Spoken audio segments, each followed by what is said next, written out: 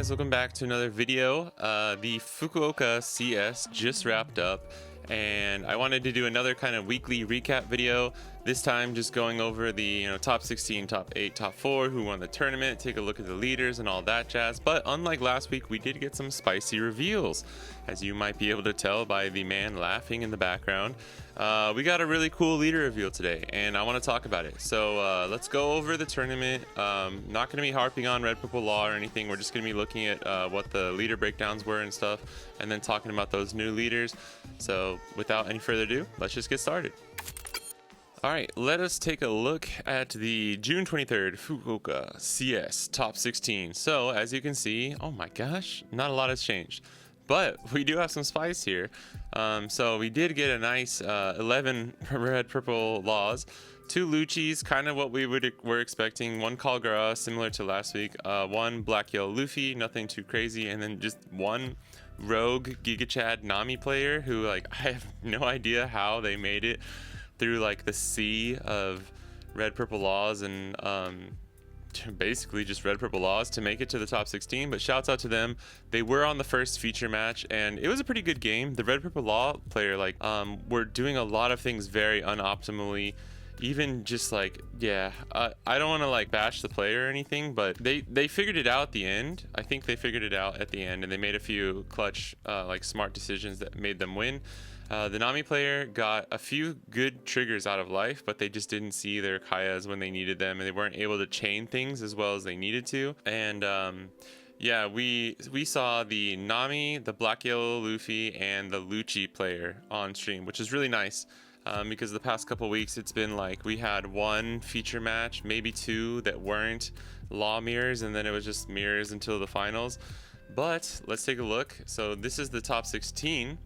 So obviously the Nami player didn't make it, Kagura player didn't make it, so we had 6 sorry, this is top 8, my bad, not top 16. 6, 7, 8, we had 6 red purple laws, 1 Lucci, and 1 black yellow Luffy.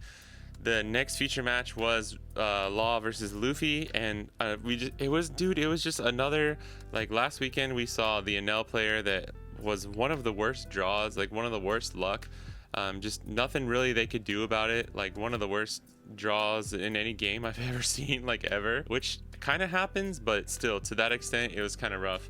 This black yellow Luffy player just could not find any of their 2 costs of the kid Sabo, Ace, or Luffy's, and even still like somehow dragged the game on pretty long. I think the law player as well was not seeing like any Reijus or a lot of like the pieces that it needed to like kind of just go for lethal. So it was just like a really agonizingly long game where we knew the whole time that the black yellow Luffy player was gonna lose, because they like bottom deck 2 Moria, and then the law player did like a 4-cost law and got the Moria out of their 3rd Moria out of hand. They did find the 4th one, I believe. I think it was the 4th one. They found 1, but obviously it just wasn't enough. And so moving on to the top 4, it was 3 red purple laws and 1 Lucci. We didn't see the Lucci player yet up until this point, but they made it.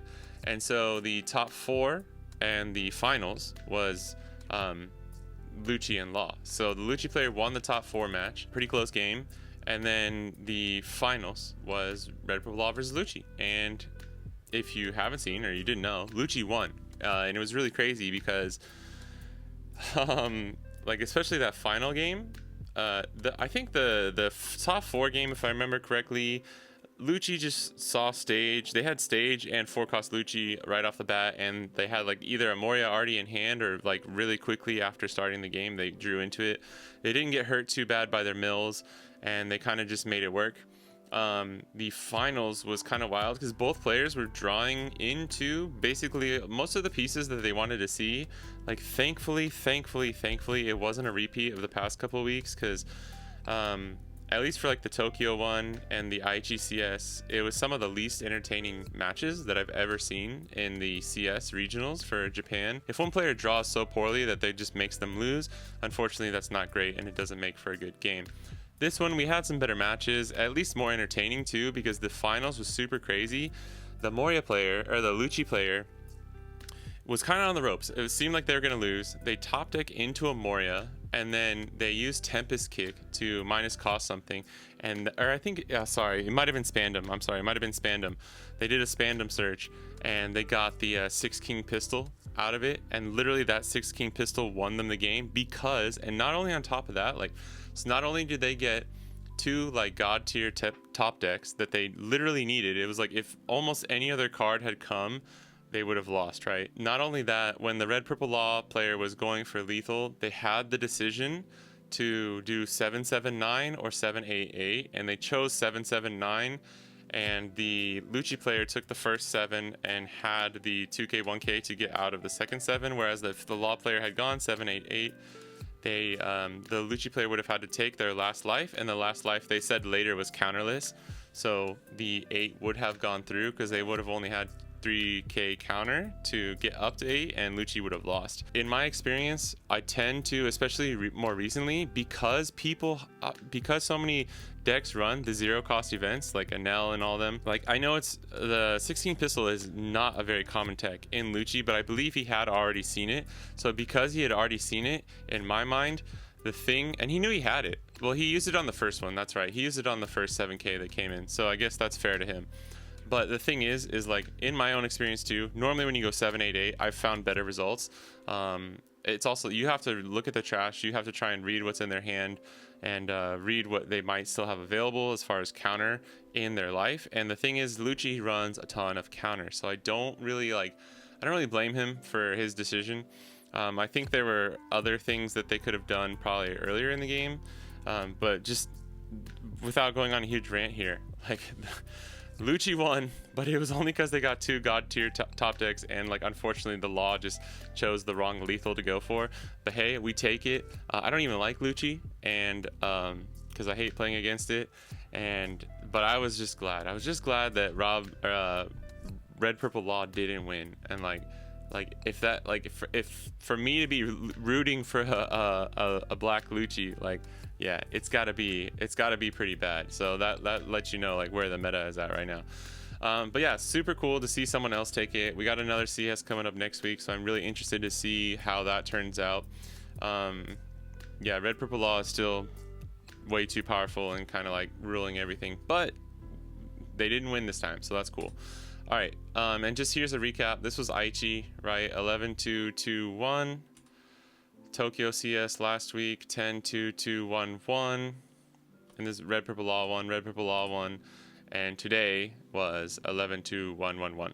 And Lucci won. So pretty cool. I'm gonna keep track of these, and you guys can check them out. I'll probably just keep doing these kind of weekly update videos, and they're even more fun because oh, and this was the World Finals.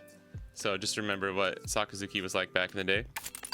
Today was nice because we got some reveals. This one, Lim had already been revealed, but I think they did an additional like official reveal on the thing there, or just showed her. Also the Sanji, I forget, I don't have the Sanji here on this one, but we'll talk about the Sanji leader as well. So it's a green purple leader, 4 life, 5,000 power, and it's Odyssey, like the video game. I never played that game. I'm not a big fan of like film or these like this. It's not even video. It should just be video game, its own archetype, but it's just Odyssey, which is weird. I'm not a fan. I love green so much, and it makes me so sad that like most of the film and these like kind of like off-brand archetypes all happen to be like assimilated with green, which really sucks. I wish they wouldn't do that. Just give us more Wano and Minx.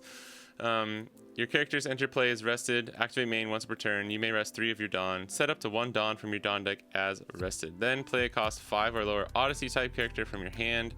So depending on like really specific support, it could be kind of cool. It could be kind of good. I don't really know. Unfortunately, I'm not interested in this leader in the slightest. And green purple is a cool color combo. I love green purple Dofi. I don't know. Your character's interplay as rested means that like this is going to be it's kind of like green Uta, right? Where it's like it's extremely like archetype leader locked kind of stuff. And we've seen a few like the audio and other limb cards where it's like kind of seem kind of strong, and they have workarounds where it's like workarounds between the being rested and being active and stuff like that. Being able to ramp is always pretty good. You know, it's rest 3 to ramp 1 and play a 5 cost or lower. So we'll see. This one I have no clue. Doesn't seem that strong, but if the support is there, it could be kind of strong. But I have zero interest. I'm sorry, I really don't care about this leader. But a much more spicy leader was revealed in Marshall D. Teach. Black leader, 5 life, 5,000 power, 4 emperors, Blackbeard pirates. Your on-play abilities don't activate. That means your own cards that have on-play abilities do not activate. And then the second part, activate main. You may trash 1 card from your hand. Until the end of your opponent's next turn, your opponent's on-play abilities don't activate. So it's the negate that we all thought was going to happen. I know a lot of us, myself included, was thinking he'd probably be blue and black, but I mean, it was always, I'm pretty sure, you know, it was always a possibility like he's just going to be black. Obviously, I originally thought Blackbeard would be red. I thought it would be kind of cool to use, because I knew he was going to have negate, right, in some form or another, and I thought it would be cool for red to get that as a way to kind of combat against like black and some of these other things. But I think what they're doing with the new Sanji leader from the promo, or the best pack, or whatever it's called, sorry I forgot, is really cool. Like that amount of rush. And the cool thing is Sanji gives rush characters to characters that don't, or gives rush to characters that don't have on play effects, which is like, they're already setting up a really cool like duality here, where it's going to be like Sanji is going to be a good kind of counter to Blackbeard, which is obviously like the straw hats. There's going to be new cool, like, you know, straw hat red builds that are going to be really good against this Blackbeard leader, which is really, really cool. I love thematic stuff like that. This seems really strong. I think this is going to be extremely strong. Yeah, you have to trash a card from your hand, but it's like, dude, I don't know. You're only really, really going to want to play this and your opponent's like 7, 8, 9 Dawn turns, and maybe on from there. But all you need is like a few search cards, or a way to like kind of draw. And you know, you have 5 life, so you're getting a lot of cards from life too. Like if you think about it, it's like 7, 8, 9 Dawn turns. That's 3 cards that you have to basically prepare throughout the entire match that you would want to throw away just to have like a pretty busted effect. I think he's going to be strong. I think he's going to be really, really strong. We don't even really have any support yet, and I can already tell, like, okay, this is going to be really, really strong. I'm not sure about you guys. I could be wrong, but to me, this just seems like this is awesome, because black is just so overtuned and has been for a while, that the on-play effects from black are like all the Morias, the Rebeccas, the Spandines, the Spandums, like the Luccis. Everything is an on-play effect that chains with another on-play effect.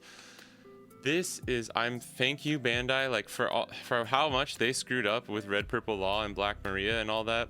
They're making up for it immediately with because like if you've noticed, the whole reason like the Vegapunk was so much different, and all the yellow cards that have been coming out have been like non-traditionally, like not really like the same as like the generic like crazy triggers that yellow had for a few sets. Why people were getting so upset about like Katakuri and Enel. They changed it, right? Yes, some of the egghead cards are still really usable in Enel and like other yellow decks, but it's not as like overtuned as some of them have been in the past, right? Or like to the point where people were complaining about it. And the same thing goes for black, where it's like, this is now, they're doing something different, where it's like your on-play effects don't work, but you can also make it so your opponents don't. So now the way you have to play black is going to change, and I think it's going to be really cool.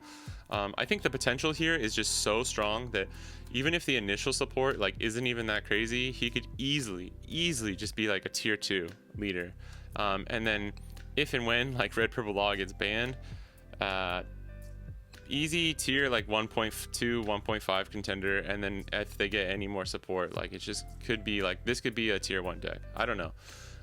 Similar to how like I don't know, people like how people think like King and the new King and Marco have the potential to be that high up. I think this is another contender. We'll just have to see for what support it gets. But that's it. I just want to keep this one short, and let me know Are you excited for Blackbeard? Did you watch the CS? Did you enjoy it? Are you enjoying these recent ones in the new OP08 meta? I am not really, but today was pretty fun, so I can't really complain. Some good games, some wild moments. My favorite thing is when, like, you know, you see those crazy top decks and everyone in the chat or on the stream is like, wow, that's crazy. But yeah, I always watch them over on Noah's YouTube channel with everybody, so if you're looking for a place to watch it with some like English commentary and talking to people in English, go check that out. But yeah, that's it for me, so thanks for watching, and I'll catch you guys in the next one. Peace.